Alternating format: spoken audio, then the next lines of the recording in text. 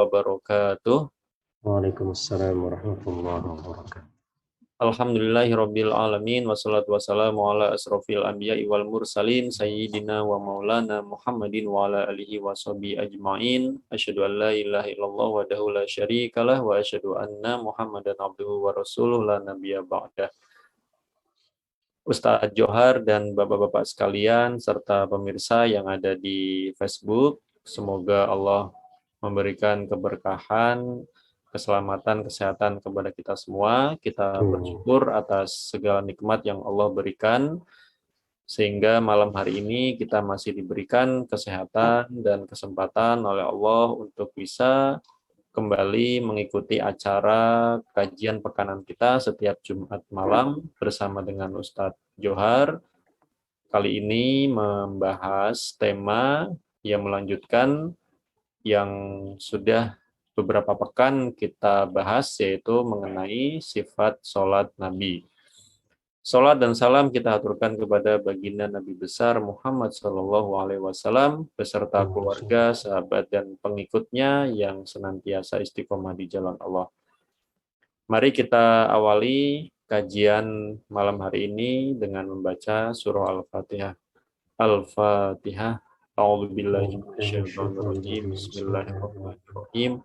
Alhamdulillahirabbil alamin. Arrahmanirrahim. Maliki yaumiddin. Iyyaka na'budu wa iyyaka nasta'in. Ihdinas siratal mustaqim. Siratal ladzina an'amta 'alaihim ghairil maghdubi 'alaihim waladdallin. Amin. Teman-teman semua yang menonton di Facebook, kajian kita juga akan kita simpan di YouTube kami di DDHK News. Silakan nanti bisa subscribe juga untuk bisa menonton kajian-kajian dan juga pembelajaran-pembelajaran yang kita upload di YouTube. Semoga bisa memberikan manfaat untuk teman-teman yang ada di Hong Kong, Macau, dan juga ya teman-teman dimanapun berada, untuk bisa mengikuti media-media sosial Dompet Duafa Hong Kong, ya di Facebook Dompet Duafa Hong Kong, di YouTube DDHK News, dan juga di Instagram DDHK News. Baik,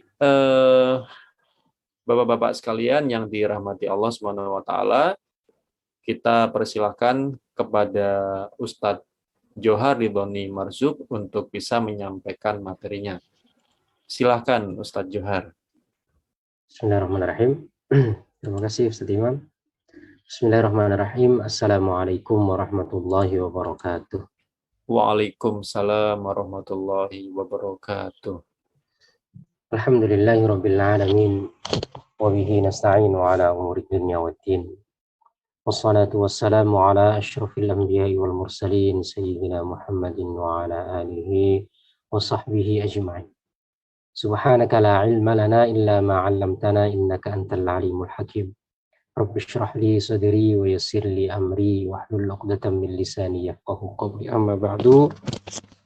Kawan jamaah yang dirahmati Allah Subhanahu wa taala. Alhamdulillah, pertama-tama tentu senantiasa kita memanjatkan rasa syukur kepada Allah Subhanahu wa taala atas limpahan nikmat, karunia, taufik, hidayah serta pertolongannya dan juga perkenannya pada kesempatan malam hari ini. Alhamdulillah kita dapat berjumpa lagi untuk kembali menimba ilmu di antara ilmu-ilmu Allah Subhanahu wa taala. Kita memanfaatkan sebagian waktu kita untuk menimba ilmu dalam rangka melaksanakan salah satu kewajiban kita sebagai hamba Allah Subhanahu wa taala yang beriman, sebagaimana sabda Nabi sallallahu alaihi wasallam, "Talabul ilmi fardhatun ala kulli muslim." Menuntut ilmu adalah satu kewajiban bagi seorang muslim. Nah, kita dalam beberapa kesempatan ini telah membahas satu kitab, yaitu kitab Sifat Salat Nabi, yang kita jadikan sebagai pegangan. Ini adalah buku karya Syekh Nasiruddin Al-Albani. Ya, Sifat Salat Nabi atau tata cara bagaimana Nabi Shallallahu Alaihi Wasallam salat. Sebagaimana sabda beliau, "Sallu kama ra'aitumuni usalli." Salatlah kalian sebagaimana kalian melihatku salat. Dan sholat ini adalah di antara ibadah yang disebut dengan ibadah mahmuh, ibadah yang memang ketentuannya harus sesuai dengan apa yang diatur oleh Nabi Shallallahu Alaihi Wasallam. Nah, dalam hal ini kita akan membaca lagi, melanjutkan. Kalau tidak salah kita sampai di halaman 258. Betul, Ustaz? Iya, Ustaz. Betul. Yang bersedekap, ya betul, Ustaz Johar. Ya. Sebelumnya telah kita bahas tentang takbiratul ihram. Takbiratul ihram artinya ucapan Allahu Akbar, itu disebut dengan ihram karena setelah itu mengharamkan hal-hal atau perbuatan-perbuatan baik itu ucapan maupun gerakan di luar sholat. Ya, artinya dengan takbir itu maka diharamkan untuk melakukan kegiatan selain kegiatan dalam sholat. Disebut takbiratul ihram, ucapannya Allahu Akbar. Nah, ucapan Allahu Akbar ini rukun dalam sholat, sementara gerakan tangannya itu sunnah saja.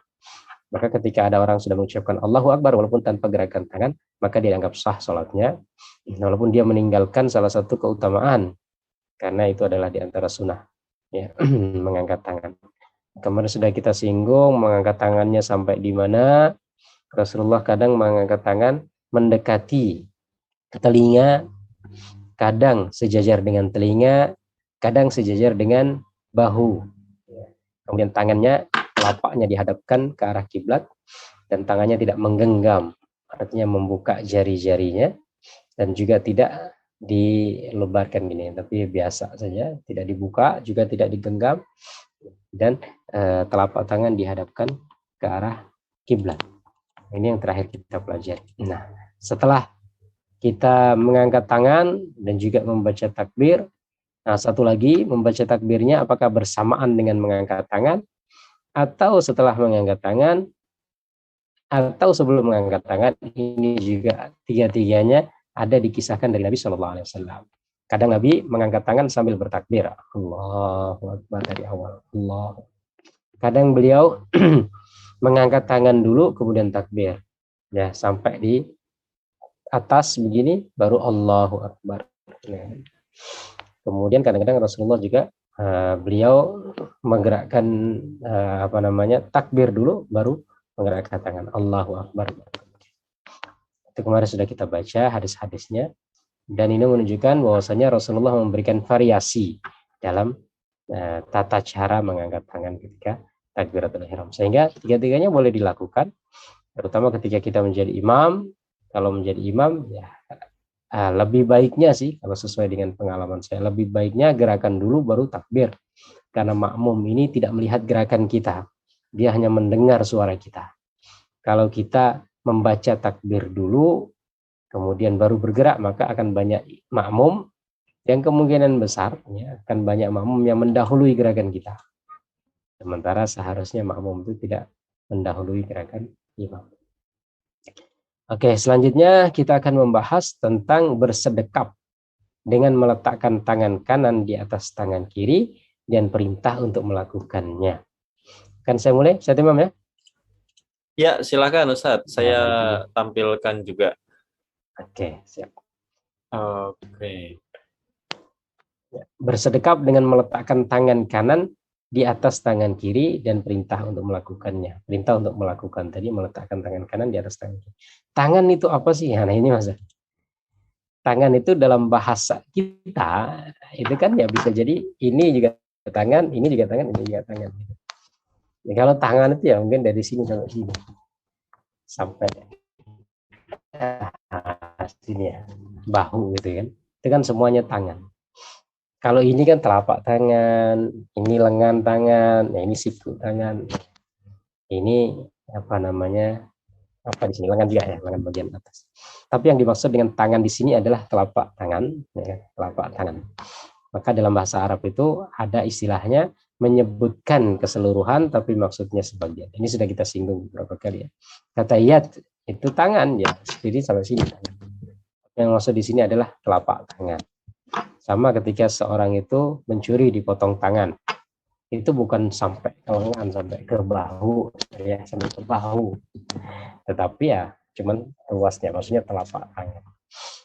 Nah, ini disinilah nanti yang menjadi perselisihan ulama ketika tayamum itu. Tayamum itu kan mengusap tangan dengan debu.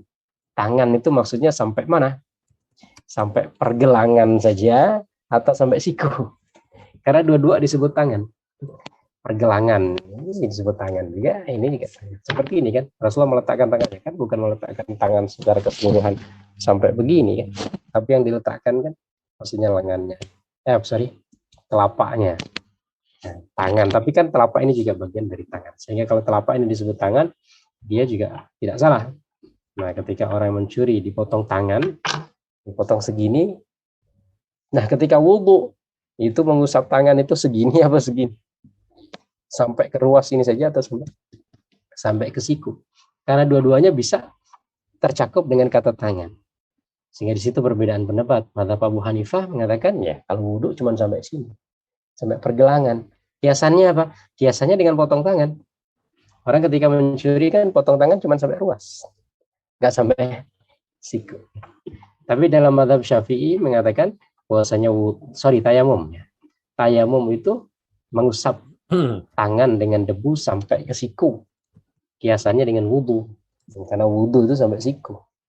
Maka tayamum sampai siku. Tapi Imam Abu Hanifah juga tidak disalahkan ya. Karena tadi memotong tangan itu sampai pergelangan. Maka tayamum itu cuma sampai pergelangan aja. Nah di sini maksudnya tangan meletakkan tangan berarti meletakkan telapak tangan. Hadis yang pertama, wa kana yadha'u yadahul yumna 'alal yusra. Rasulullah meletakkan tangan kanan beliau di atas tangan kirinya. Ya, tidak semua tangan, tapi telapak tangan. Maka ada sebagian yang sholat ya, cuma menempel saja, meletakkan kan. Ini tangan kanan, ini kiri, yang meletakkan telapak tangan kanan di atas tangan kiri. Karena di sini disebutkan redaksi yang pertama meletakkan.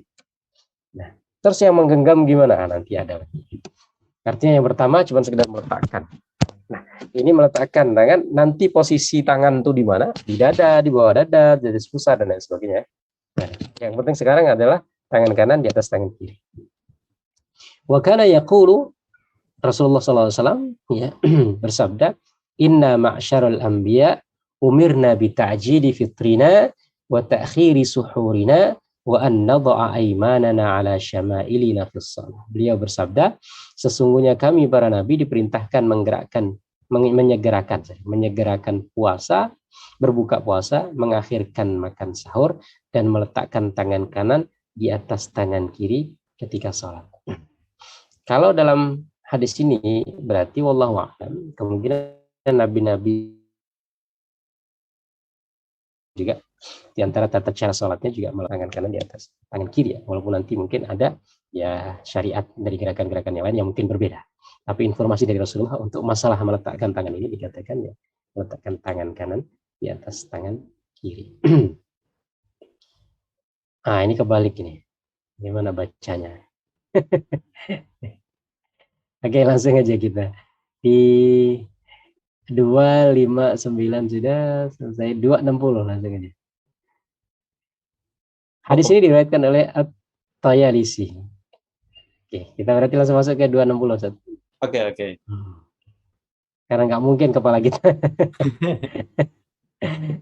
Oke, laptopnya dibalik. Ini cuman penjelasan tentang kualitas hadis ya, kualitas hadis. Kemudian selanjutnya di 261, wa marra bi rajulin wa huwa yusalli wa qad wada'a yadahu al-yusra 'ala al-yumna fantaza'aha wa wada'a al-yumna 'ala al-yusra. Suatu kali Rasulullah melewati seorang yang sedang salat, bukan melewati di depannya, artinya Rasulullah melihat ya, seseorang yang sedang salat dan orang itu meletakkan tangan kirinya di atas tangan kanannya.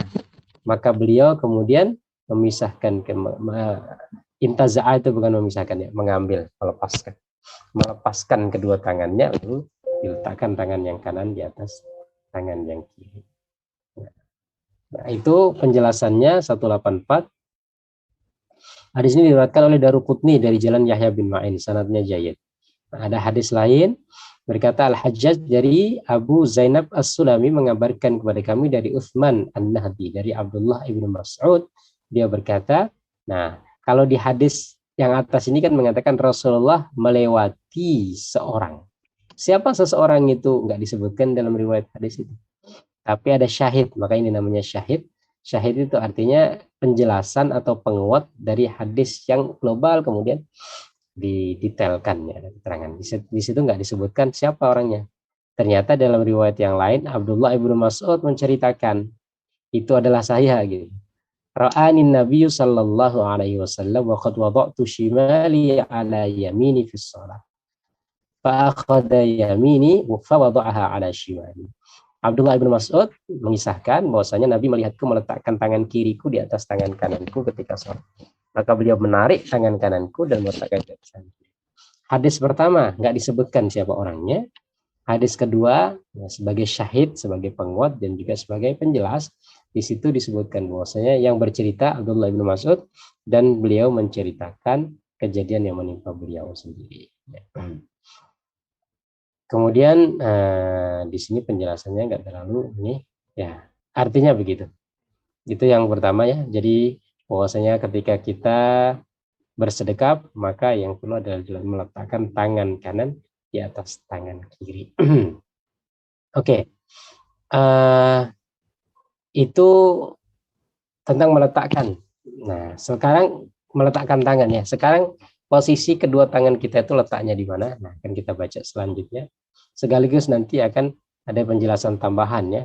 Apakah kita sekedar meletakkan atau menggenggam atau seperti itu. Oke.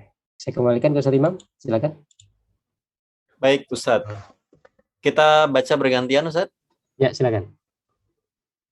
Selanjutnya ini yang meletakkan kedua tangan bersedekap di atas dada. Oke, baik. Saya baca dulu. Meletakkan kedua tangan atau bersedekap di atas dada. Wa kana sallallahu alaihi wasallam yadha'ul yumna ala dhahri kaffihil yusra warruswi wassa'idi. Beliau sallallahu alaihi wasallam meletakkan tangan kanannya pada punggung tangan kirinya, pada pergelangan dan lengan kirinya. Ya. Punggung berarti tadi telapak ya. Ada punggung telapak tangan kirinya. Nah, di sini seharusnya kaf. Maka di sini disebutkan kata kaf. Kalau kaf itu berarti lebih khusus, artinya telapak. Kalau yad tadi ya, yad itu lebih umum, bisa sendiri sampai ke bahu. Tapi kalau kaf maka berarti kalau yang redaksi hadis yang kita baca barusan ini menggunakan kata kaf. Yadha'ul yumna ala dhahri kaffihil yusra. Ya, di punggung berarti sini. Ini kan berarti batin. Batin itu dari kata batan, perut. Ini kan zahir berarti punggung. Punggung itu zahir ya, yang luar. Rasulullah meletakkan tangan kanannya di punggung telapak tangan kirinya. Maka berarti begini.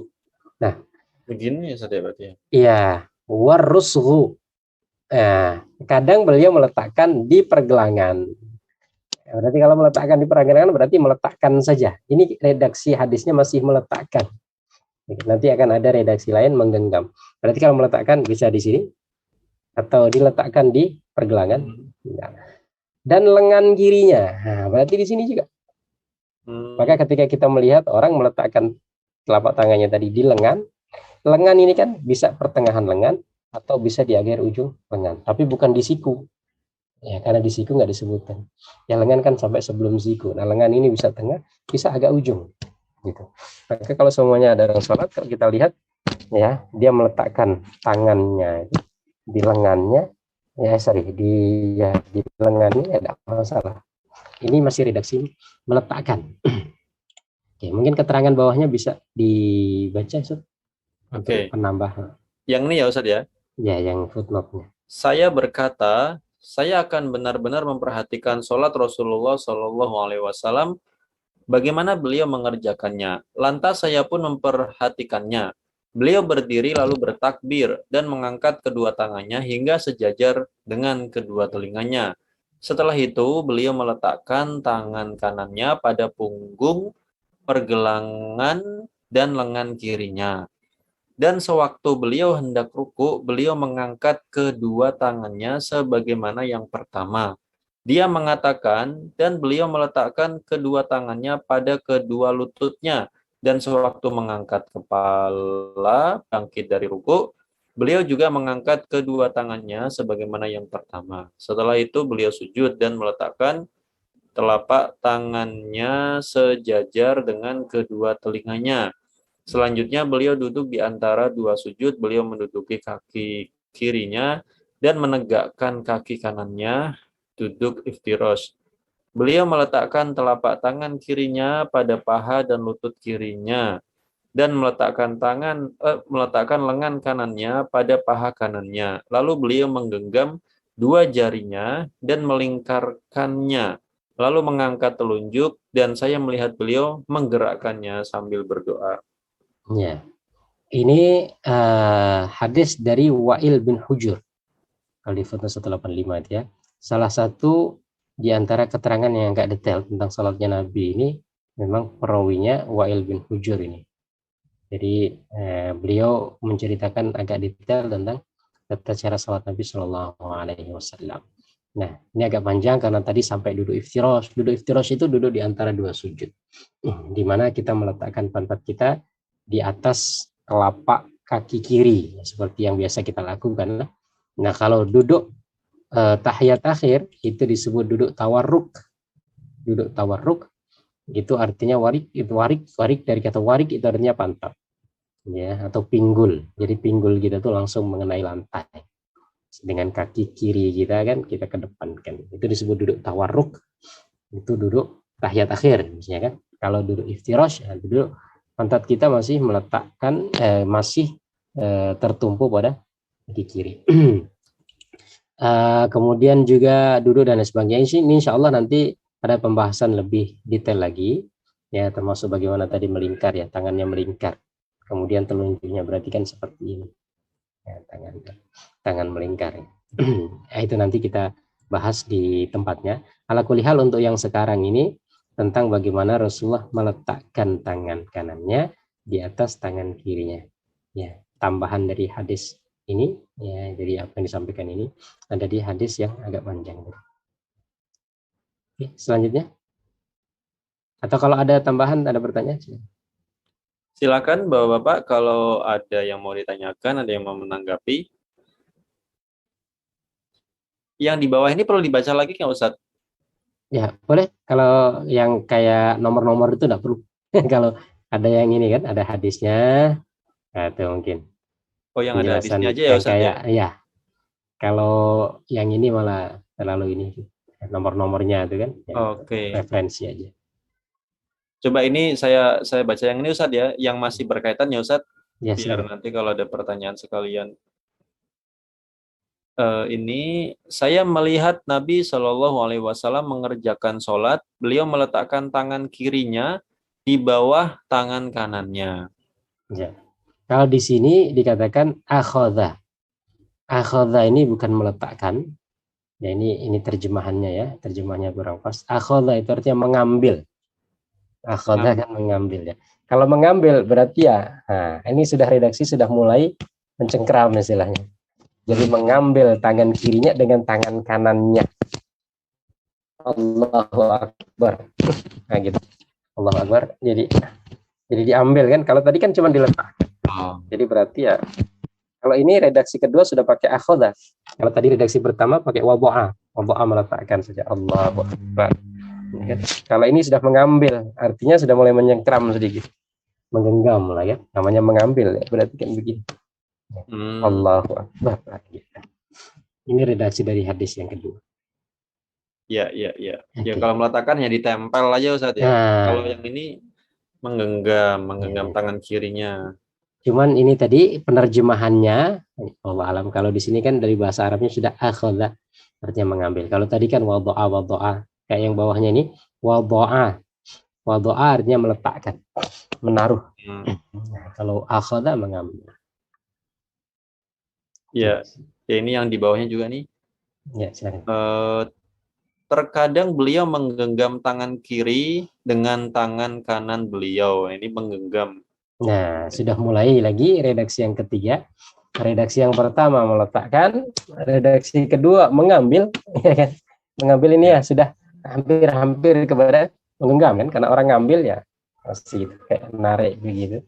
Nah, kemudian redaksi ketiga ini lebih jelas lagi. Terkadang beliau menggenggam, ya kebilbu. Nah, ini mana saya, tapi kelihatan enggak ini apa kursor saya ini enggak ya? Oh, mau Nah, saya stop dulu, Ustaz. Saya stop. enggak apa-apa dari itu. Ada kata yakbidu ini, tadi kata yakbidu ini. Wa kana ahyanan, dan kadang ahyanan artinya kadang-kadang gitu ya. Kadang-kadang yakbidu. Nah, yakbidu. Nah, tadi kan ya akhadha, wada'ah, kemudian yakbidu. Sudah tiga redaksi yang Hmm. berbeda. Nah, redaksi yakbidu ini lebih kuat lagi untuk menunjukkan dia menggenggam betul. Oh, Qabadha, ini yakbidu. yakbidu ya. Kalau tadi mengambil ya, namanya mengambil ya kemungkinan gimana bisa mengambil kalau tidak dicengkram ya kan. Nah, itu sudah agak mendekati yakbidu. Tapi dengan ada redaksi yakbidu berarti lebih jelas lagi. Oke. Oke, ini di bawah juga masih ada nih, para sahabat diperintahkan agar meletakkan telapak tangan kanan di atas lengan tangan kiri ketika sholat. Nah, ini Oke. telapak tangan kanan di atas lengan tangan kiri.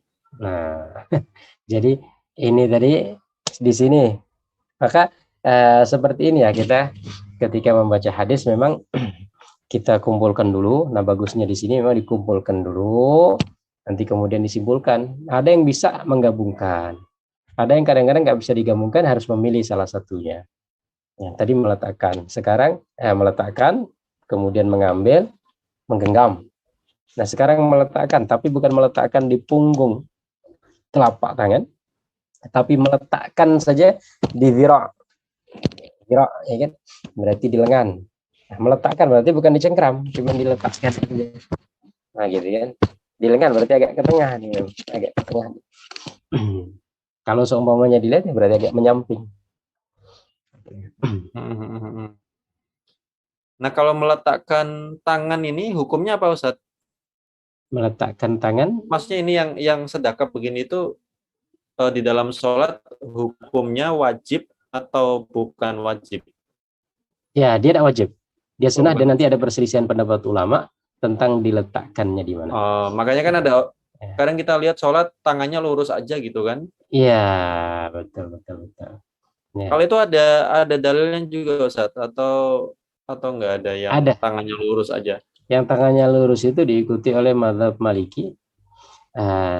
Saya ada satu buku ini, tapi bahasa Arab, saya belum menemukan terjemahannya ya. Tapi tidak apa-apa, nanti mungkin bisa kita singgung, saya bacakan sedikit-sedikit. Tapi mungkin sekalian kita nanti membahas tentang letak tangan, Ustaz Imam. Oke. Nah, artinya ini baru letak ini ya, letak lengan misalnya kan. Iya. Nah, letak tangan kita ini di Tangan. mana? Di dada kayak di, ya kemarin sudah sempat kita singgung Pak Didi kan, di hati kan, atau di mana gitu. Nah, ini masih posisi telapak tangan kita kan. Yang Iya. penting tangan kanan di atas tangan kiri sudah.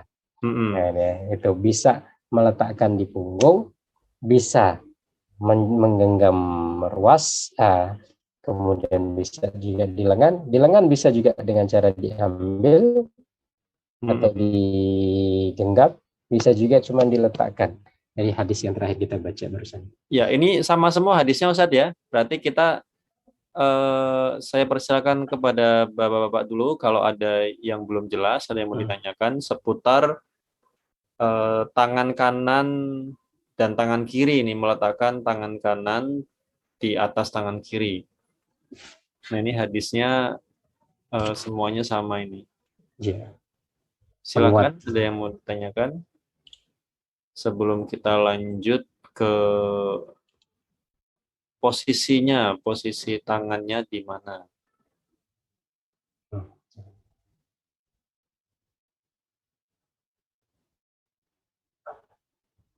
Oke, Banyak ada di sekali. 18 ini 265 itu ya.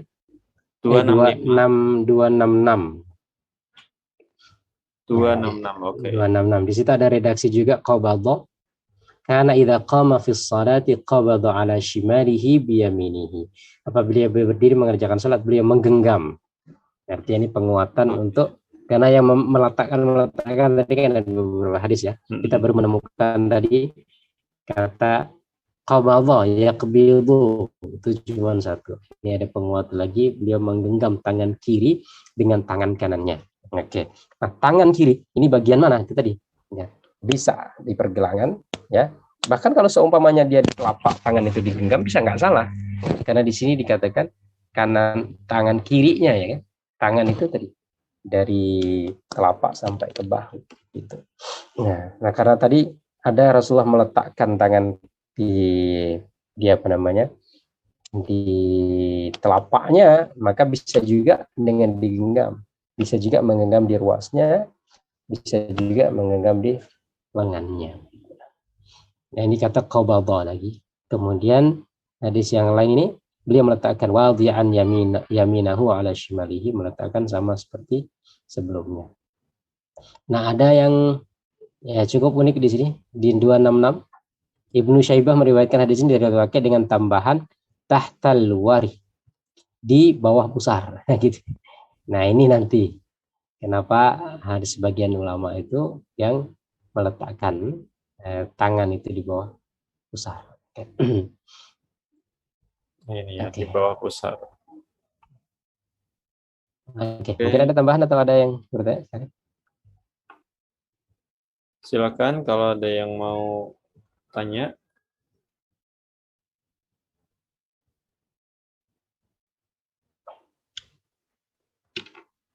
Ini masih.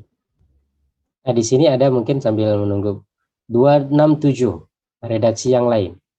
Ra'aitu Rasulullah sallallahu alaihi wasallam yada'u yadahu al-yumna 'ala al-yusra fi shalah qariban min ar-rusghi. Saya telah melihat Rasulullah meletakkan tangan kanannya pada tangan kirinya ketika salat di dekat pergelangan tangan, di dekat pergelangan tangan. Di dekatnya ini sebelum dalam artian telapak atau sesudah pergelangan. Ya kan? Dekat ini kan bisa dekat sini pergelangan, dekat di sininya atau dekat di sininya. Ya kan? Dekatnya. Maka tadi saya sampaikan, kalau orang itu menggenggam telapak tangan, dia tidak salah. Karena mengikuti ini, dekat dengan pergelangan.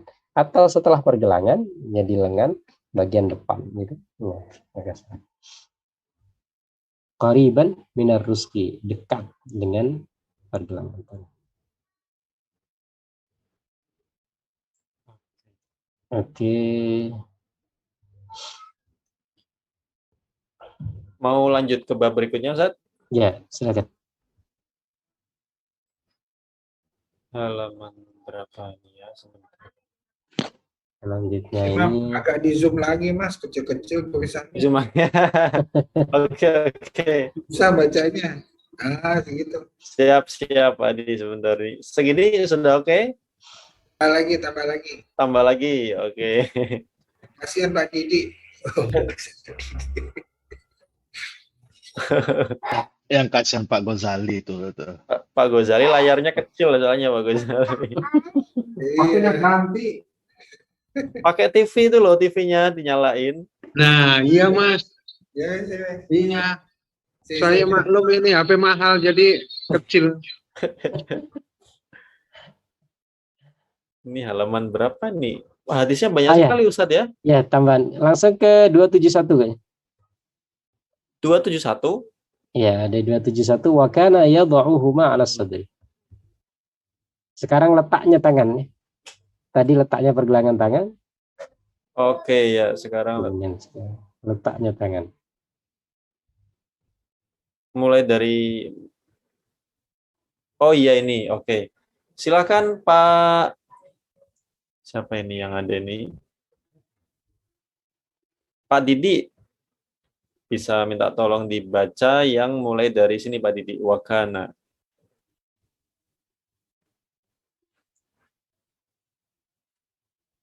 Mas, masih mute. Ya. Wakana yada'uhuma ala sadri, dada. beliau bersedekap meletakkan kedua tangannya pada bagian sodri, dada. Sabda Nabi SAW pada bagian dada ini sahih dari beliau. Adapun selain itu tidak ada sesuatu yang sahih.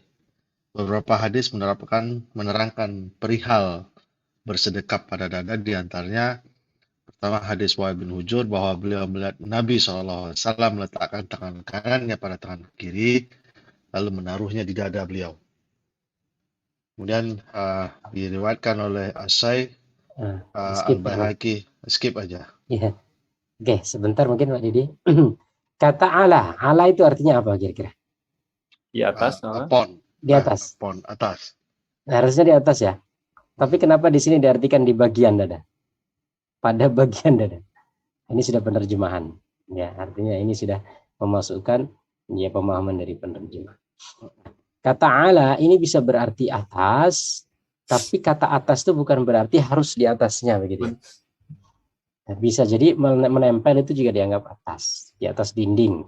Ya, bukan harus di atasnya dinding, tetapi ya menempel di dinding. Jam itu di atas dinding. Ya, berarti ya bukan berarti di atasnya dinding, tapi menempel di dinding. Maka kata ala, karena ada sebagian yang mohon maaf salah memahami, sehingga dia meletakkan tangan itu belum di atas dada.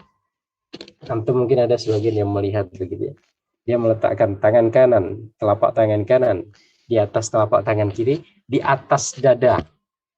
Ya kan? Karena tadi penerjemahannya letterlek, atas itu ya atas harus di atas. Sehingga benar-benar di atas dada. Di bawah inilah, di bawah janggut gitu ya. Ini penerjemahannya. Padahal sebenarnya kata atas itu juga berarti di. Maka di sini dalam beberapa hadis setelahnya itu kemudian diartikan pada, ya kan? Nah ini lebih ini ya, kalau kata pada itu kan berarti ya lebih netral, nggak harus di atas gitu. Pada dada. Nah dada di mananya? Nah gitu. Dada di dada memang di depan dadanya, atau di bawah dada, atau di dekat dada, atau di. Nah itu nanti yang menjadi perbedaan. Yang penting di dada. Seperti contoh, mohon maaf ya, kalau ke semuanya kita ditanya ada saya nanya semuanya. Ustaz Imam, di mana Pak Adi? Oh, Pak Adi ada di rumah. Di rumah ini kan bisa di depan rumah, bisa di belakang rumah, ya kan? Bisa di dalam rumah, bisa di atas rumah, lagi betulin genteng kan? Lagi di mana? Lagi di rumah, gitu. Bukan di pasar. Nah, kata di dada ini juga gitu. Jadi kenapa kita melihat sebagian ulama itu mengatakan meletakkan ya di bawah dada. Oh, katanya di dada. Kenapa kok Imam Syafi'i meletakkan di bawah dada, di atas pusar? Karena tadi di dada itu bukan berarti harus menempel di dada. Bisa jadi di bawahnya dada, dekat dengan dada, ya kan? Orang itu di rumah, di mana? Di depan rumah atau di belakang rumah? Mungkin dia di pekarangan rumah, tapi kita bilang dia di rumah, enggak di masjid kok, dia di rumah. Tapi bukan berarti harus di dalam rumah. Nah, disinilah salah satu alasan dalam mazhab Syafi'i kenapa walaupun hadisnya itu meletakkan di atas, di dada istilahnya, tapi mereka kenapa meletakkan di bawah dada, di atas pusar. Walaupun nanti ada tambahan dalil ya. Di sini ya kata wada'u ala sadri, di dada atau pada dada. Pada dada ini bisa dekat dengan dada, maksudnya di bawah dada atau di dada. Nah, bagaimana dengan di atas dada? Wallahu a'lam. Setahu saya tidak ada dari empat mazhab ini yang meletakkan di atas dada. Jadi yang ada itu di antara dada dan pusar, mazhab Imam Syafi'i, kemudian mazhab Imam Ahmad dan Imam Abu Hanifah itu di bawah pusar, ya, atau di dekat dengan pusar. Mazhab Imam Malik dia membentangkan saja, tidak meletakkan di mana-mana. Oke, nah ada nggak mereka dalilnya? Ada dalilnya semuanya. Nanti insya Allah akan saya baca. Nanti saya bacakan dari kita berbahasa Arab, tapi nanti mungkin sambil kita baca sama-sama ya. Saya ini karena sambil saya terjemahkan sedikit-sedikit. Tapi kita lihat dulu hadis-hadis yang lain, tambahan tentang meletakkan di dada atau pada dada. Oke, selanjutnya sebelum dilanjutkan, kata dada atau sodr dalam bahasa Arab, kata sodr itu bukan berarti dada dalam artian organ, Seperti kata bahasa Indonesia kita muka. Muka ini artinya bisa berarti anggota tubuh kita, muka. Bisa juga muka itu artinya depan. Ya. Naik delman istimewaku duduk di muka. Bukan duduk di mukanya Pak Kusir, tapi duduk di depan gitu.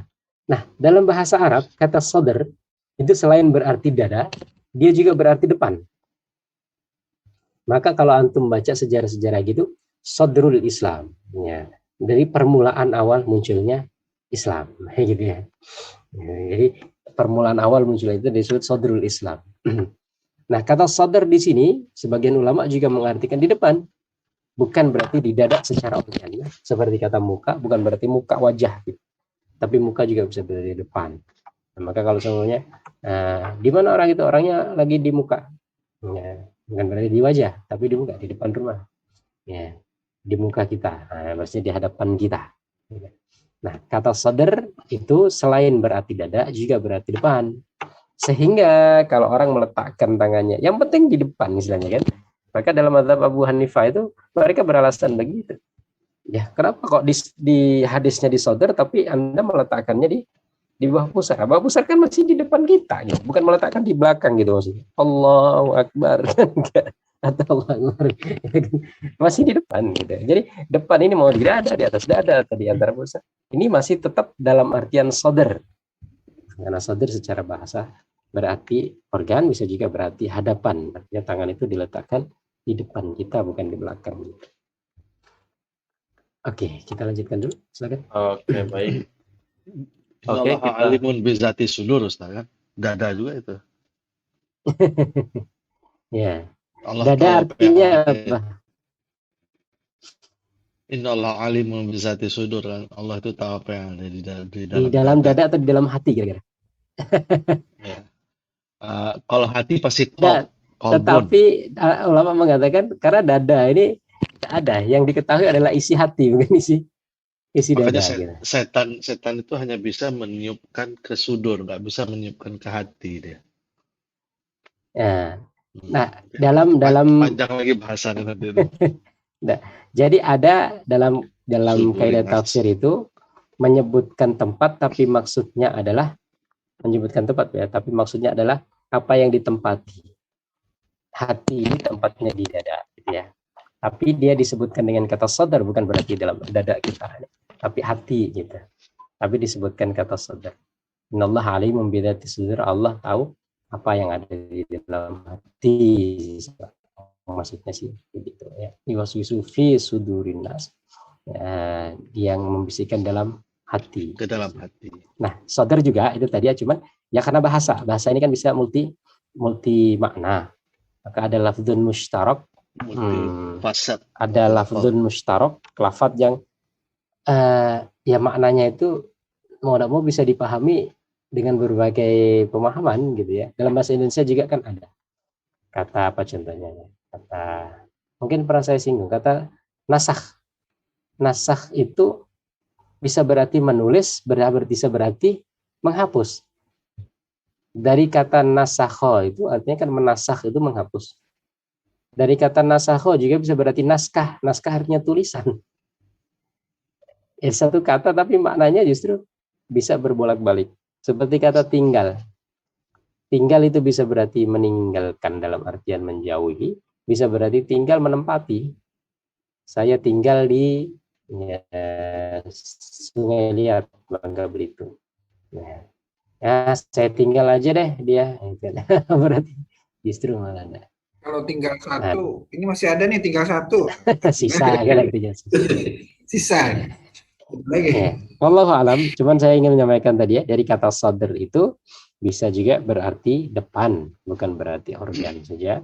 Sebagaimana kata muka dalam bahasa Indonesia kita ini bisa berarti muka, wajah, ya mukaku lagi jerawatan. Ini berarti wajah. Tapi bisa juga berarti muka dalam artian depan, ya kan?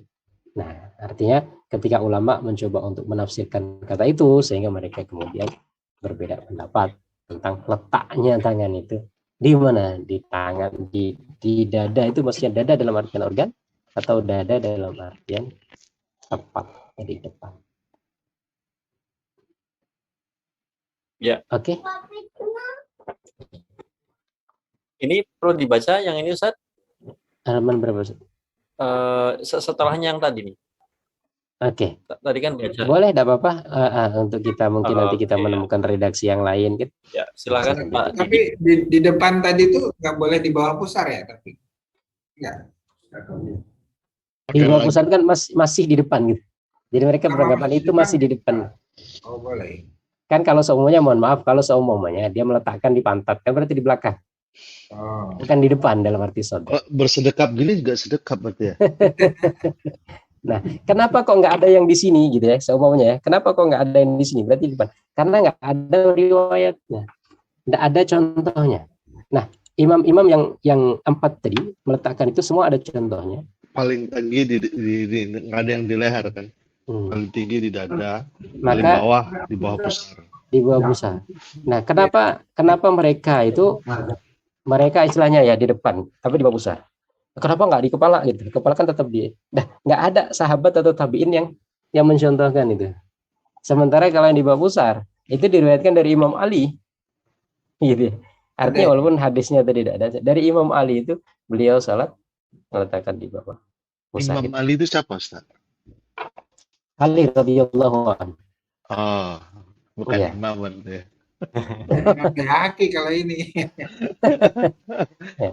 Tapi kalau yang nggak sedekap, dia ada dasarnya juga ya, Ustaz? Nah, ada dasarnya. Nanti insya Allah akan kita baca ya.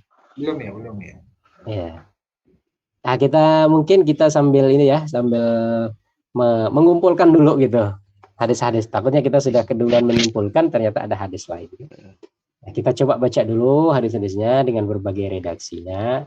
Nanti kita kasih tambahan dari sumber yang lain. Oke. Pak Adi mau take over, Pak Adi? Saya mau ke belakang sebentar. Aku yang share. Kayaknya Pak Adi nggak mau ke sudur dia.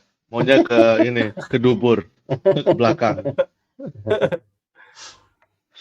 Lebih familiar sama handbooknya nih Pak Adi nih.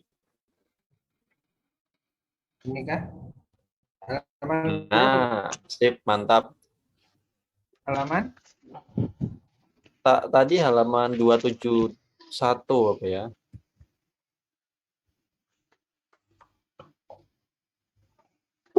Bagian dada. Ya itu. Hongkong udah mulai sejuk, Mas Andri. Hari ini orang ngantor udah pakai jaket. Udah berapa? Di bawah 20? Belum, dari 28 drop ke 20-an. 20 hari ini. 19, di sini 19 nih. Ini sekarang 18 nih di laptop nih. Nah. Wih, mantap.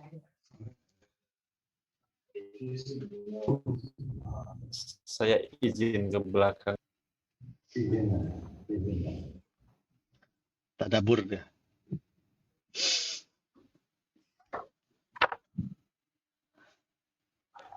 Al-Hafiz. Bernaharlah, maka sholatnya pada umum dan ini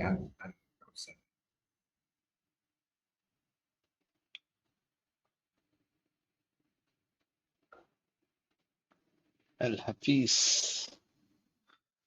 Asqalani. Oh ini ada nih, saya melihat Ali radhiyallahu anhu memegang pergelangan tangan kirinya dengan tangan kanannya di atas pusar beliau. Di atas pusarnya masih belum di bawah pusar. Nanti ada lagi yang redaksinya di bawah pusar.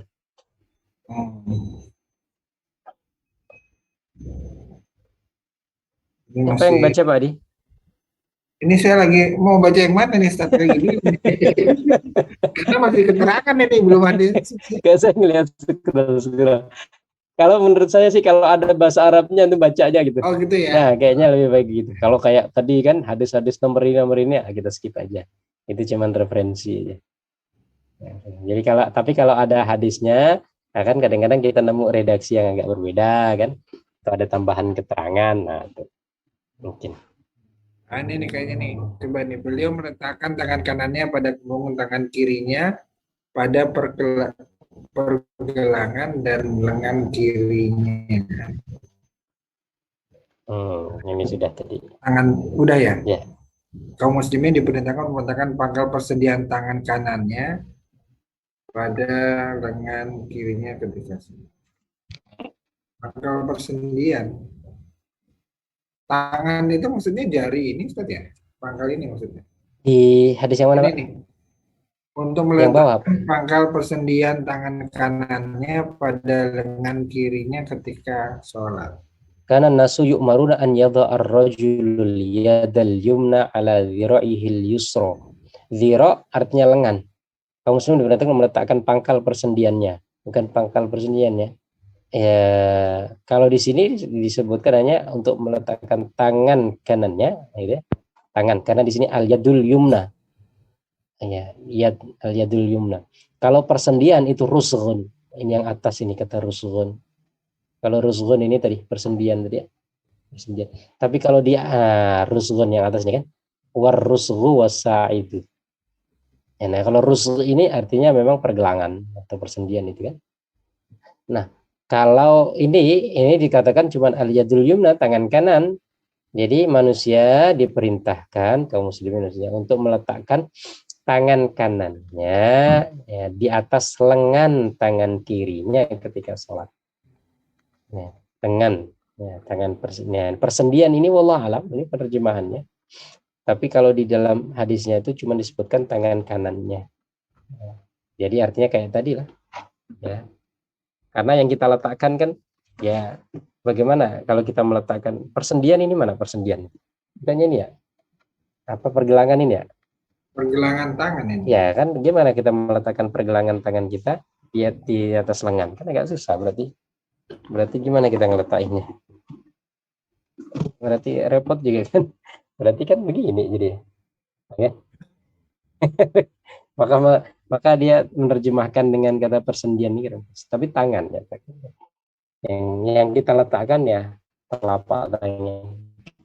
Kalau dimaksud persendian itu mungkin jari-jari, mungkin lah bisa ya. Jari-jari diletakkan di apa namanya di lengan. Allah alam.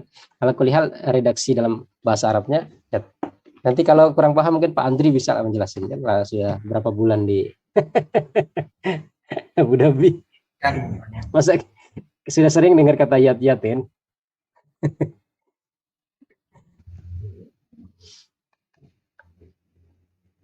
Oke. Nah, ini Rasulullah memegang tangan kirinya dengan tangan kanannya. Oke. Kemudian bawahnya? Bawahnya beliau meletakkan tangannya pada dadanya. Ya, pada dadanya. Kan sebelumnya. Seperti sebelumnya.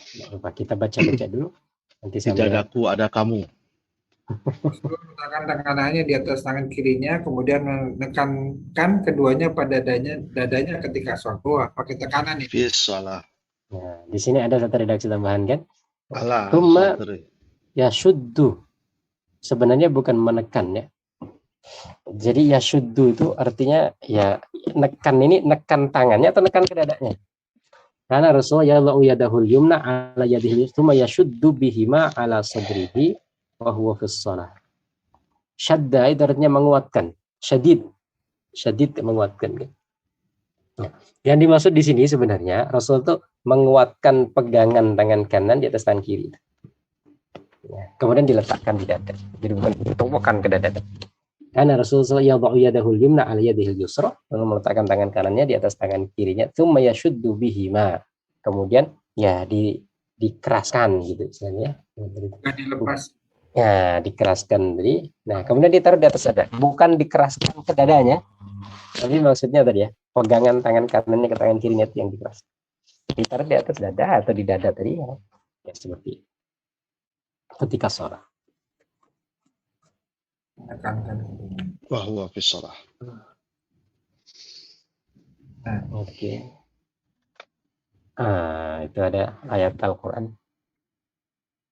Fasholli li rabbika wanhar. Ini diulang kayak tadi. Ya. Meletakkan tangan kanan di atas tangan kirimu ketika salat. Wanhar, nahar itu artinya kan leher ya. Ada sebagian yang meletakkan di leher itu dengan dalil ini. Fasholli li rabbika wanhar. Maka salatlah untuk Tuhanmu dan bernaharlah Artinya bernahar itu letakkan tanganmu tadi di nahar. Nahar itu kan leher. Ya, ketika orang nyembelih itu kan dari leher. Sehingga itu kan dari Ibnu Abbas kalau saya kira. Kan dari Imam Mazhab itu nggak ada yang mengikuti. Gitu ya. Dan riwayatnya cuma satu dari Ibnu Abbas. Wallahu a'lam.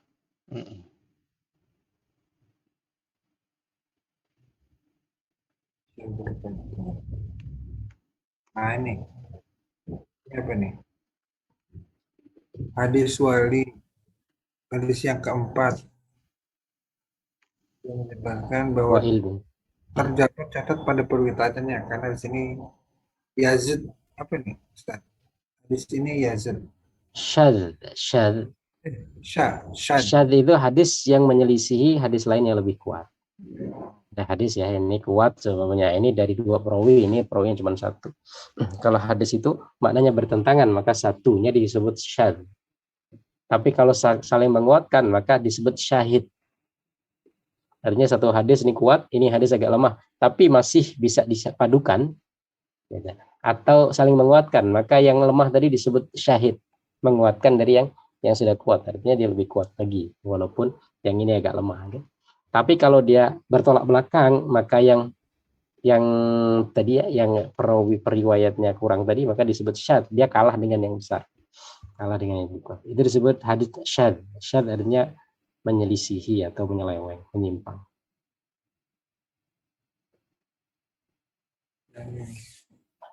juga sudah disebutkan sebelumnya nih hadis.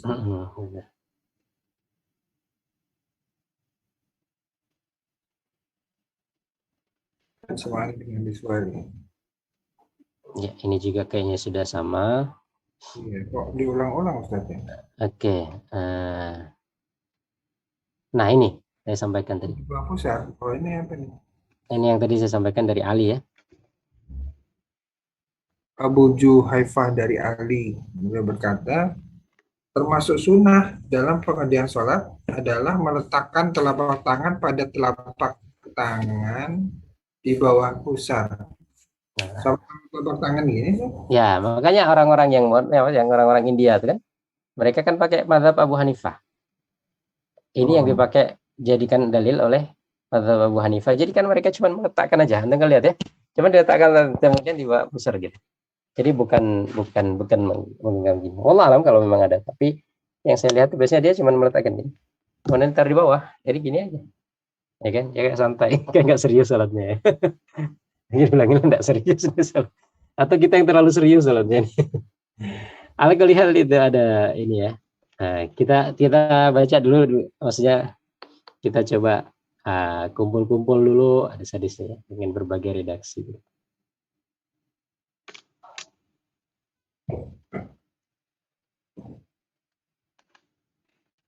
Ini fasali li rabbika wanhar juga sama.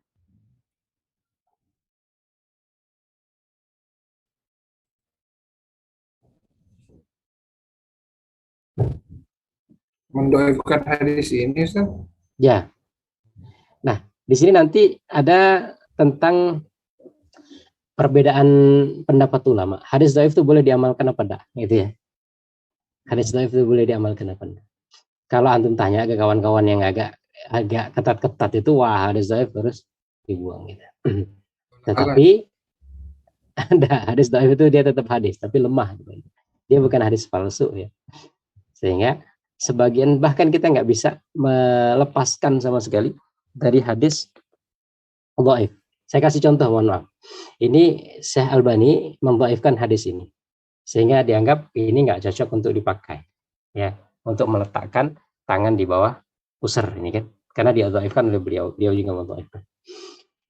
Beliau juga menggunakan hadis dhaif di mana nanti ketika sholat, ketika sujud itu meletakkan atau menempelkan dua telapak kaki, ya. Kalau Anda melihat ya, dua telapak kaki itu kan nempel.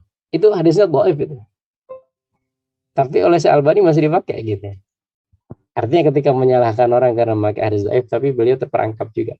Ketika ketika sujud meletakkan menempelkan kedua telapak kaki, itu nggak ada hadis yang sahih, nggak ada yang hadis yang kuat. Hadisnya itu dhaif. Tapi beliau pakai itu gitu. Artinya di sini, maka saya wallah alam sependek pengetahuan saya, tidak ada ulama itu yang tidak make hadis dhaif sama sekali. Ya. Karena ada kadang-kadang itu kita mau tidak mau harus kena dengan hadis dhaif itu karena nggak ada hadis yang lain, atau ya itulah amalan yang diamalkan oleh umat Islam sepanjang generasi. Seperti hadis Imam Tirmidzi. Imam Tirmidzi itu beliau ketika bikin hadis Tirmidzi itu beliau mengatakan hadis yang saya kumpulkan ini semua diamalkan oleh kaum muslimin kecuali satu hadis kalau nggak salah, saya lupa hadis apa. Dan ketika dicek ya ada sebagian hadis itu yang boleh, tapi itu diamalkan oleh kaum muslimin. Jadi beliau memasukkan hadis itu, ditulis hadis itu. Kalau hadis ini nggak diamalkan kaum muslimin, nggak dia tulis. Nah, pokoknya hadis ini ada yang diamalkan. Pokoknya hadis ini pasti ada yang mengamalkan, maka saya masukkan ke dalam buku ini, begitu ya. Maka di sini kalau seumpamanya, ini hadis dhaif kok diamalkan ya tadi itu. Kalau masalah menempelkan telapak kaki berdua menempel itu juga hadisnya dhaif. Ya. Yang dijadikan pegangan oleh Syalbani itu cuman Aisyah radhiyallahu anha pernah suatu malam itu kehilangan Rasulullah. Kemudian beliau nyari-nyari, ya gitu kan. Beliau nyari-nyari, kemudian beliau meraba-raba dan beliau memegang kakinya Rasulullah. Jadi ketika ternyata Rasulullah sujud dan beliau memegang kaki Rasulullah. Dari situlah disimpulkan karena yang dipegang kedua kaki Rasul, maka kaki Rasul itu nempel sehingga ketika disentuh itu sekali kena. Tapi nggak disebutkan maksudnya kaki Rasulullah itu nempel. Cuman tadi jadi Aisyah ketika kehilangan Rasulullah dulu kan gelap-gelap ya. Nah, Aisyah kemudian meraba-raba dan mendapati Rasulullah sujud dan tangan Aisyah itu mengenai kedua kaki Rasulullah. Padahal mengenai kedua kaki Rasulullah itu kan bukan berarti bersamaan. Ya kan orang ngeraba-ngeraba. Oh kaki kanan dulu berhubungan kaki kiri. Ya, gitu ya. Atau karena jaraknya nggak terlalu dekat sehingga tangan itu bisa mengenai kedua kaki walaupun nggak harus nempel. Nah, dari situ ya. Artinya ya di sini hadis ini bukan berarti kita hadis dhaif harus diamalkan, tidak juga. Tetapi tadi ya, kenapa kawan-kawan dari mazhab Abu Hanifah itu mengamalkan ini, walaupun hadis ini dhaif, karena tadi kita tidak bisa lepas sama sekali dari hadis dhaif. Dan ini diamalkan oleh banyak ulama gitu ya, sehingga Abu Hanifah itu menyimpulkan itu, karena Abu Hanifah ya dapatnya dari para ulama kemudian dijadikan sebagai pegangan selain hadis dari amaliyah para ulama juga dijadikan sebagai landasan ya, dasar. Maka tadi kenapa kok nggak ada yang di kepala, karena nggak ada amalan ulama dari ujung timur dan ujung barat itu yang di atas kepala gitu. Ya, walaupun dia masuk dalam kata sodar yang berarti depan dari.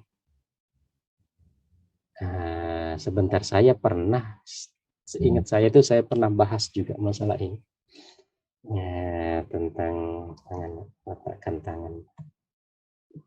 Ada saya bikin sedikit, saya coba cari kalau memang masih ada saya pernah bikin PowerPoint itu. Ini kayaknya terakhir nih yang masalah sedekap ya. Oke, terakhir Pak ya. Ada nih larangan ikhtisar salat. Oke. Nah, ikhtisar ini meletakkan di pinggang. Pinggir berarti ya? Bukan di pinggir, tapi pinggang. Kayak orang itulah Pak. Kayak security nyari itu. Kayak polisi nyari-nyari itu. Jadi di pinggang ya. Ya kayak beginilah. Begini. Ya. Malang kerik. Ya, mengkerik. Itulah bahasa antum lah. Mengkerik. Nah, itu yang dilarang ya. Nah, saya coba untuk ini saya coba untuk share screen ya. Tadi kan hadis-hadis sudah kita baca semua ya, tentang letak posisi tangan kita di mana. Kalau dari buku ini yang saya baca sih, beliau Syalbani memang tadi menguatkan di dada. Nah, di dadanya itu beliau juga memang di dada, posisi di dada apa di atas dada. Karena kata Allah juga di atas dada. Kalau di sini ya di sini. Kemudian beliau menyalahkan yang lain, di bawah pusar disalahkan, di antara pusar dan itu juga disalahkan begitu ya. Ala kulli hal ya, kalau menurut saya sih boleh kita memilih salah satunya tanpa kita menyalahkan yang lainnya. Karena ketika ulama mengambil suatu pendapat itu nggak mungkin mereka itu mengambil dengan serta-merta begitu. Pasti ada alasannya. Cuman kadang-kadang itu karena kita ya pengen menguatkan satu pendapat sehingga kita mencoba untuk menghantam pendapat yang lain supaya seakan-akan pendapat kita itu benar gitu. Nah, itu yang saya tangkap, ini kurang bijaknya di situ.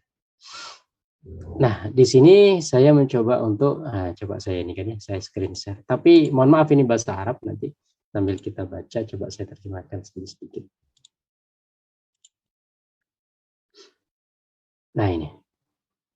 Jadi di antara di sini judul bukunya La Jadida fi Ahkamis Shalah.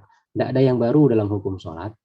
Nah, kalau ada amalan-amalan yang baru itu ya perlu ditinjau gitu ya. Nah, salah satu yang dianggap baru oleh penulis buku ini meletakkan kedua tangan di leher ya, di bawah dzaqan, janggut. Maksudnya apa? Maksudnya penulis buku ini nggak ada amalan dari 4 mazhab, itu nggak ada. Ulama sepanjang masa itu nggak ada yang mengamalkan gitu. Tiba-tiba kok akhir-akhir ini ada yang naruh begitu gitu. Ini dari mana? Padahal sholat itu sudah diamalkan oleh ya umat Islam sepanjang masa gitu. Kok tiba-tiba ada pendapat baru ya, amalan baru lah gitu. Tiba-tiba meletakkan. Nah, itu mencoba untuk dicek di sini. Nah, di sini ternyata dalilnya dari di sini Inda Nahar di leher di tafsir qaulihi ta'ala, Abdullah ibnu Abbas meriwayatkan ketika beliau menafsirkan fasalli li rabbika wanhar, maka salatlah untuk Tuhanmu dan bernaharlah ya. Kemudian dikatakan bahwasanya yang dimaksud bernaharlah itu adalah meletakkan ya, tangan di nahar ketika salat. Nahar itu berarti di leher di bawah ya kan. Itu diantara yang dijadikan dalil.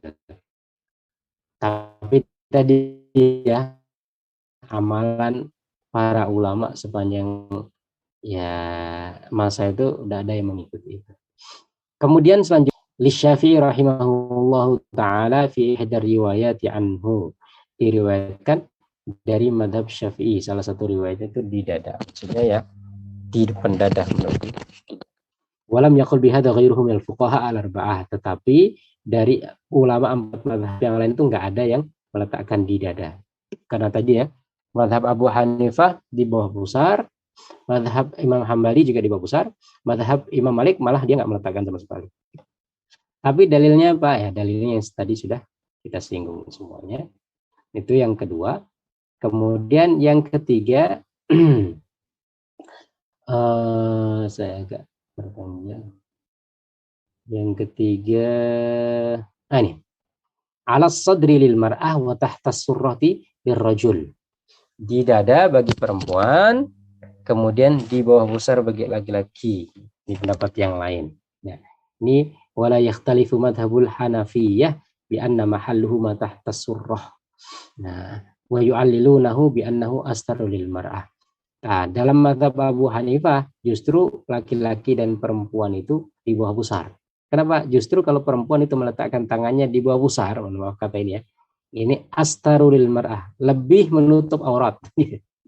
Lebih menutup aurat. Artinya ya karena dekat dengan kemaluan ya, sehingga tertutup itu seakan-akan lebih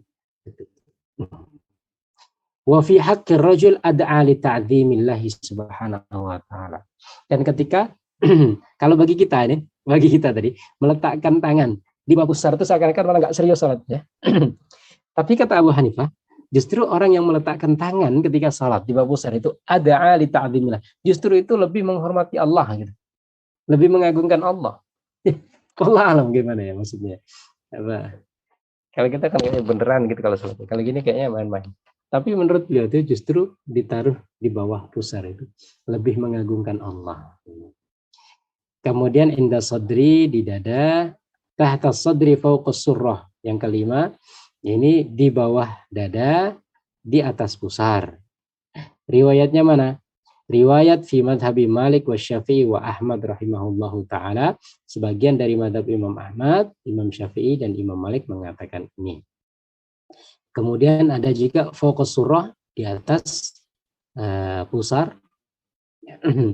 Dalilnya, oke, saya inikan aja. Ya.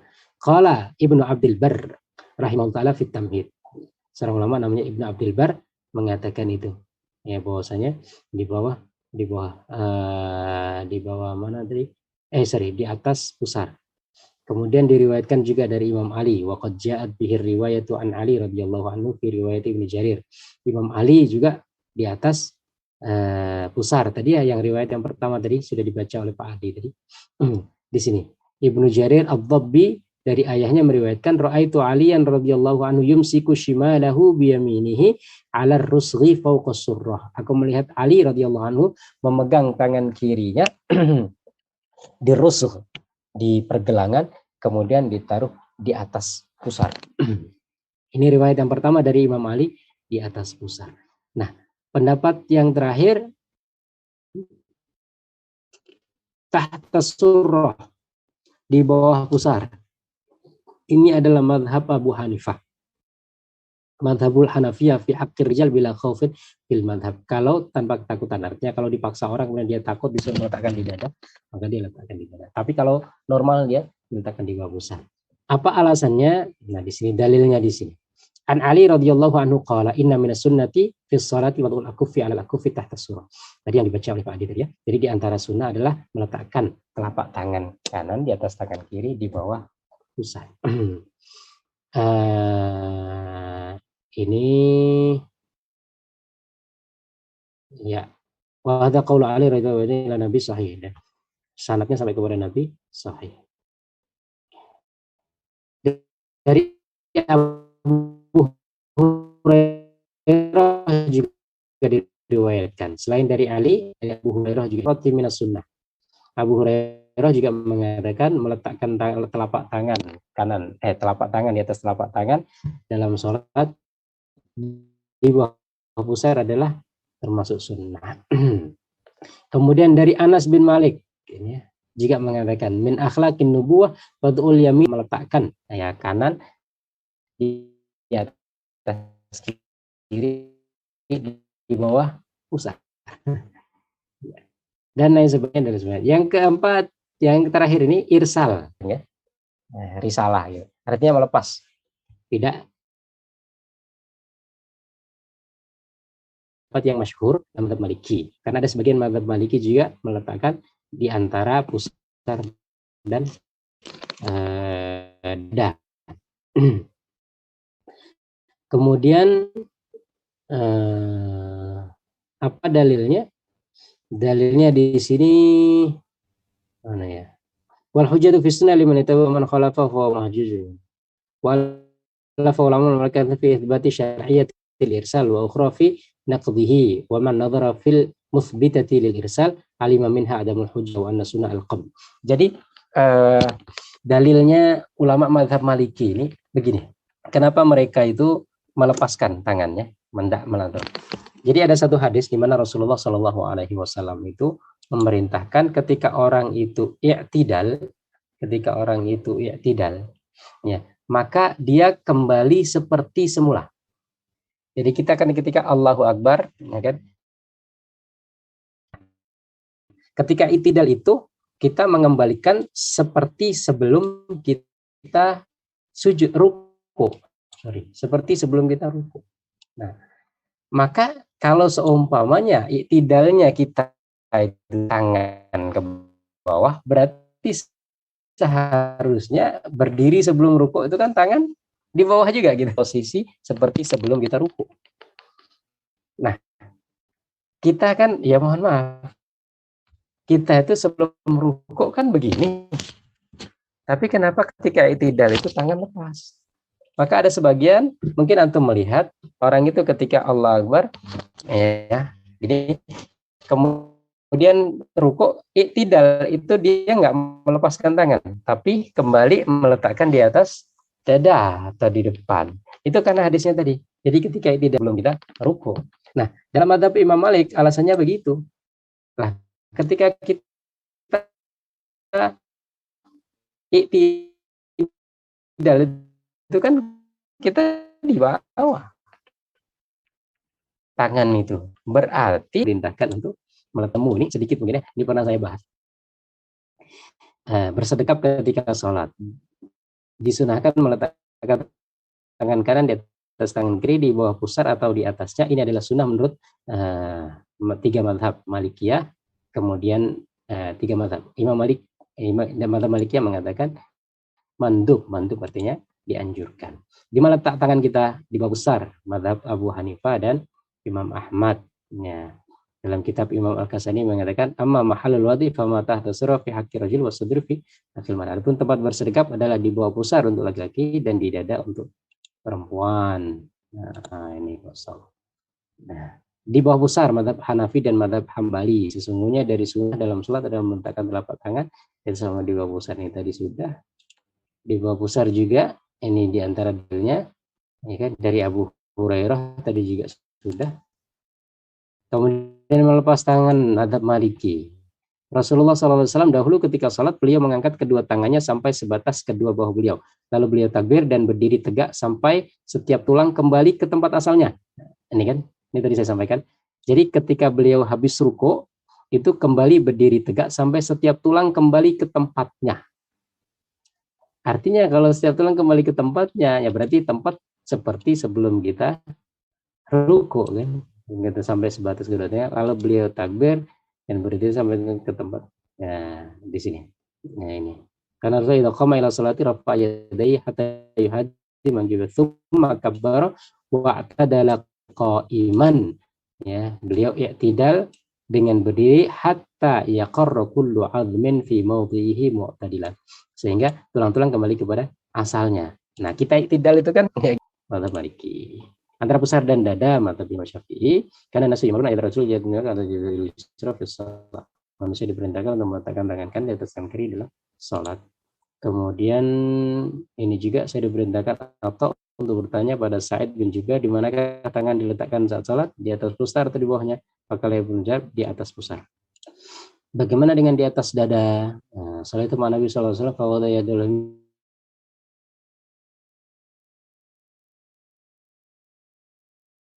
ya, nah, Rasulullah meletakkan tangan di atas dadanya ketika beliau sholat. Catatan, pada ini baru kita temukan belakangan, artinya di atas dada tadi ya, di kalangan mutaakhirin. Tambahan di atas dada tidak diterima oleh para ulama karena sanadnya berlandaskan pada mu'ammal dari Sufyan Ats-Tsauri. Padahal mazhab Ats-Tsauri dalam keterangan Imam Nawawi dan Imam Ibnu Qudamah ia meletakkan tangan di bawah pusar. Kalau tambahan ini benar, maka tentu Ats-Tsauri tidak akan menyelisihinya. Artinya yang meriwayatkan di atas dada itu justru dia salatnya meletakkan di atas pusar. Muslim termasuk bagian dari ini. Oke.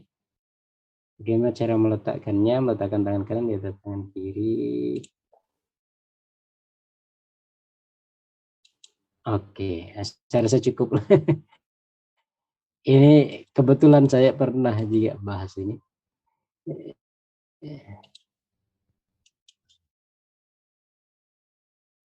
Ya.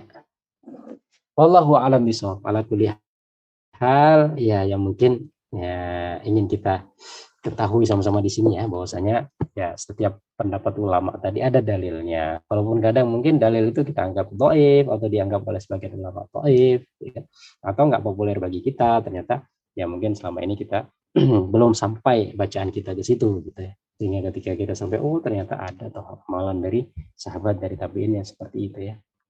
Nah, tentang kemarin apa Pak Didi yang di dada di mana? Di hati itu ya. Saya coba untuk nyari-nyari, saya nemu ternyata ada di buku Fikih Islam wa Adillatuhu karya Syekh Wahab Az-Zuhaili. Saya coba nyari-nyari, di situ memang ada disebutkan bahwasanya mazhab Syafi'i. Nanti kalau semuanya ada terjemahannya mungkin bisa kita ini kan ya. Kalau mungkin antum ada terjemahannya. Ini kalau nggak salah sudah diterjemahkan oleh mungkin Gema Insani atau siapa yang nulis Ustaz? Wahbah Zuhaili.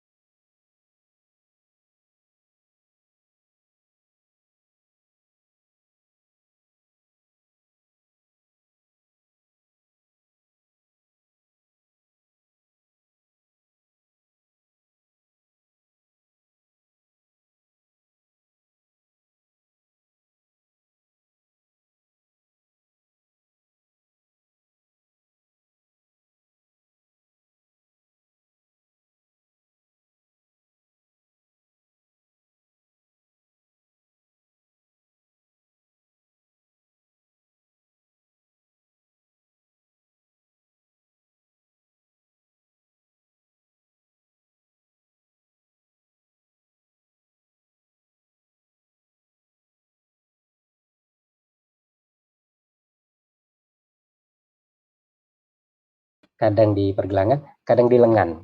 Jadi ketika orang meletakkan di lengan itu kan berarti tangan kanannya dia lebih menyamping ke kiri. Yang mana ya? Karena posisi tangan kiri tetap dia di tengah. Ketika yang kita pegang adalah lengan, maka berarti posisi kita kan begini. Mengiri. Kalau saya justru wallah alam, justru lebih cocok dalil yang itu gitu. Dalil yang itu yang itu mengatakan tadi ya, kalau agak-agak menyimpang ke kiri sedikit. Wallahu a'lam. Silakan kalau ada tambahan, Pak Didi atau yang lainnya.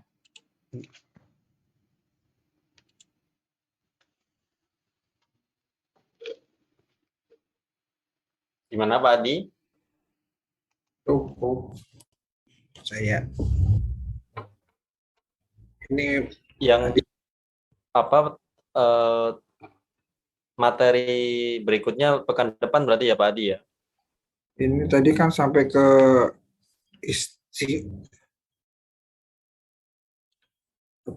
berkacak pinggang. Oh iya. Apa tadi bahasa antum apa tadi Pak? Tadi. Malangkrik. Malangkrik itu bahasa Jawa itu malangkrik. Apa ya? Bertolak pinggang gini ya? Tenang gitu berarti.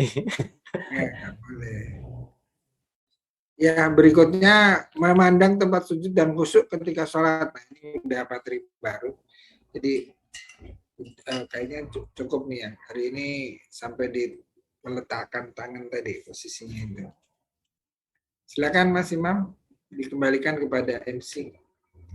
Saya lagi. Ya, sudah selesai belakang. Pecinya Pak Adi udah kayak Gus Baha ini.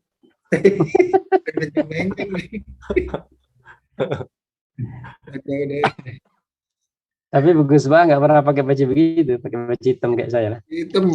Oh iya. Hitam. Aku kayak Gus Didi tuh. Ya baik, terima kasih Ustadz Johar untuk materi pada malam hari ini mengenai posisi tangan ya pada saat berdiri ya, pada saat posisi berdiri, meletakkan kedua tangan dan juga posisinya berada di mana tadi sudah kita bahas. Dan alhamdulillah kita sudah di penghujung kajian. Mari sebelum kita tutup, kita bisa berdoa dipimpin oleh Ustadz Johar. Silakan Ustadz Johar. Bismillahirrahmanirrahim. Bapak-bapak, sahabat-sahabat yang dirahmati Allah Subhanahu wa taala. Nah, untuk mengakhiri majelis kita pada kesempatan malam hari ini, kita berdoa kepada Allah Subhanahu wa taala, mudah-mudahan ilmu yang kita dapatkan menjadi ilmu yang bermanfaat, menambah pengetahuan kita, bukan untuk semakin sombong, bukan untuk malah ya suka berdebat dan lain sebagainya. Tapi mudah-mudahan ilmu yang kita dapatkan ini membuat kita semakin tawadhu, membuat kita semakin rendah hati, membuat kita semakin berlapang dada, melihat perbedaan atau ya kalau ada pendapat-pendapat yang mungkin berbeda dari kita begitu kan. Yang lebih utama lagi adalah mudah-mudahan dengan ilmu itu mendekatkan kita kepada Allah. Amin. Karena sesuai dengan perkataan Abu Bakar, kalau saya tidak salah, dia mengatakan man izdada ilman wa lam yazdad hudan lam yazdad minallahi illa bu'dan. Siapa yang bertambah ilmu, tidak bertambah petunjuk, artinya hatinya tidak semakin bersih, maka dia justru semakin jauh dari Allah, bukan semakin dekat. Semakin jauh dari Allah. Maka kita tentu tidak mau. Semakin kita banyak belajar, malah kita semakin jauh. Karena kita ingin adalah ilmu yang kita peroleh ini semakin mendekatkan kita kepada Allah Subhanahu wa taala. Kita awali doa kita pada malam hari ini dengan sama-sama membaca Ummul Quran Al-Fatihah. A'udzu billahi minasyaitonir rajim. Bismillahirrahmanirrahim. Alhamdulillahirabbil alamin. Ar-Rahmanir Rahim. Maliki yaumiddin. Iyyaka na'budu wa iyyaka nasta'in. Ihdinas siratal mustaqim. Shiratal ladzina an'amta 'alaihim ghairil maghdubi 'alaihim waladdallin. أعوذ بالله من الشيطان الرجيم بسم الله الرحمن الرحيم الحمد لله رب العالمين والصلاة والسلام على أشرف الأنبياء والمرسلين سيدنا محمد وعلى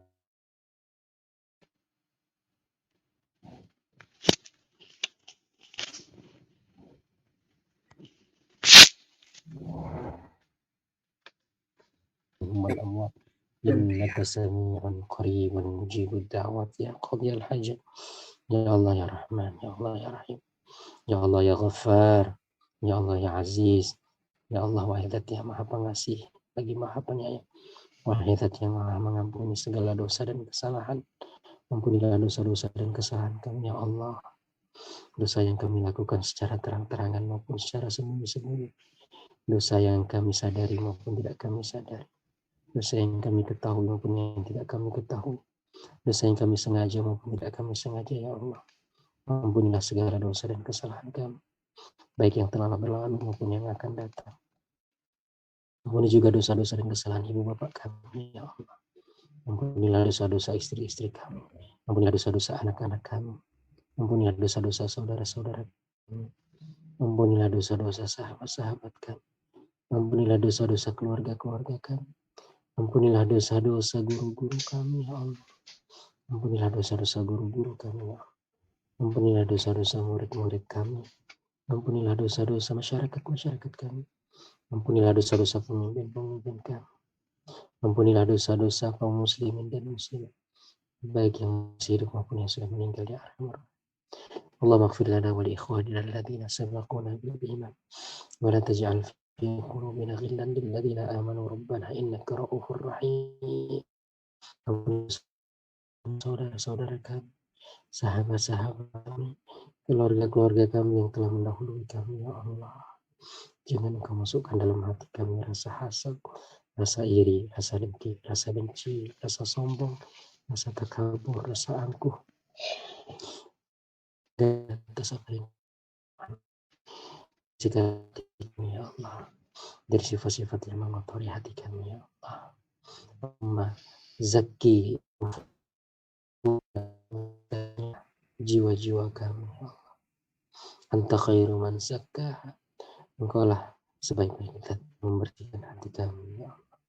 Rabbana hab lana min azwajina wa dhurriyyatina qurrata a'yun waj'alna lil muttaqina imama. Karuniakanlah kepada kami anak-anak kami, ya Allah. Keluarga kami, zuriat kami, keturunan kami. Jadikanlah mereka orang-orang yang salih dan salihah. Jadikanlah pribadi yang bermanfaat bermanfaat bagi negara kami, bermanfaat bagi seluruh umat manusia. Jadikanlah mereka sebagai kebanggaan Allah, penyejuk hati kami, penghilang kesedihan dan kegundahan kami, ya Allah. Jadikanlah mereka seperti harapan kami, ya Allah. Jadikanlah mereka sebagai pemimpin orang-orang yang bertakwa. وارزقنا رزقا حلالا طيبا مباركا واسعا وعملا متقبلا وشفاء من كل داء وسقم.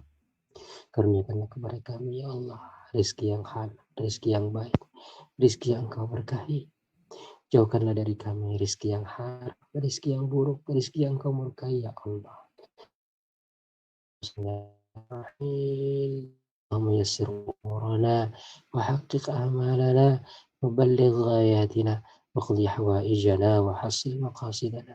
Mudahkanlah urusan-urusan kami, ya Allah. Sampaikanlah keinginan-keinginan kami, ya Allah. Wujudkanlah cita-cita kami, ya Allah. Realisasikanlah harapan-harapan kami, ya Arhamar Rahimin wa ya Akramal Akramin, dan penuhilah hajat-hajat dan keinginan-keinginan kami, ya Allah. Allahumma arinal haqqa haqqan warzuqna ittiba'ah wa arinal batila batilan warzuqna ijtinabah. Tampakkanlah kepada kami yang hak adalah hak, ya Allah. Jangan Kau tampakkan yang hak menjadi batil atau yang batil menjadi hak di hadapan kami, ya Allah. Tampakkanlah yang hak benar-benar hak dan berikanlah kami kemampuan untuk mengikutinya. Tampakkanlah kepada kami yang batil benar-benar batil, ya Allah, dan berikanlah kami kemampuan untuk menghindarinya. Allahumma qsim lana min khasyatika ma tahulu bihi bainana wa baina ma'asiyatik.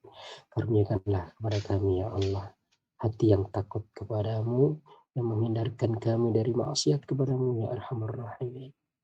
Allahumma qsim lana min khasyatika ma tahulu bihi bainana wa baina ma'asiyatik wa min ta'atika ma tuballighuna bihi jannatak.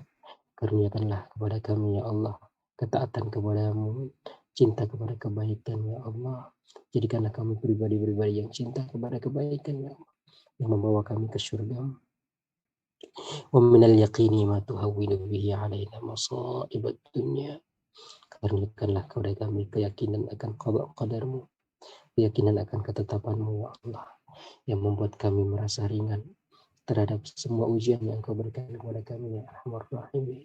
Wa mati'na bi asma'ina wa absarina wa quwwatina abadan ma abqaitana.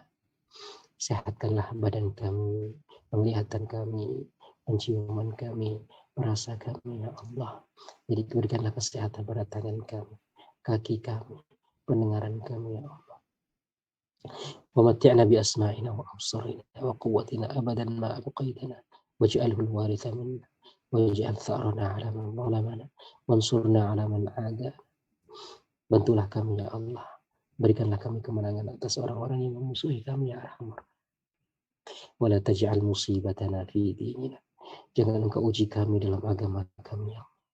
Wala taj'alid dunya akbar hammina. Jangan Engkau jadikan dunia sebagai tujuan terbesar kami. Wala mablagha ilmina. Jangan Engkau jadikan dunia sebagai tujuan ilmu yang kami miliki, ya Arhamar Rahimin, ya Akramal Akramin.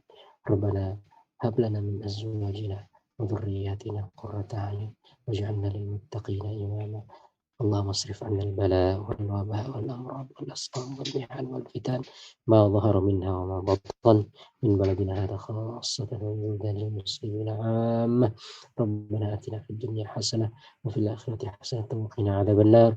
وصلى الله على سيدنا محمد النبي الأمي وعلى آله وصحبه وسلم. سبحان ربك رب العزة عما يصفون وسلام على المرسلين والحمد لله رب العالمين. Jazakallah Ustadz Johar dan juga bapak-bapak sekalian yang sudah hadir pada malam hari ini. Insya Allah kita bertemu lagi pekan depan di jam yang sama. Mari kita tutup dengan membaca hamdalah. Alhamdulillahirabbil alamin. Menutup majelis. Subhanakallahumma wa bihamdika asyhadu an la ilaha illa anta astaghfiruka wa atubu ilaik. Mohon maaf atas segala kekurangan. Billahi taufik wal hidayah. Wassalamualaikum warahmatullahi wabarakatuh. Waalaikumsalam warahmatullahi wabarakatuh. Jazakallah khair Ustaz. Syukran.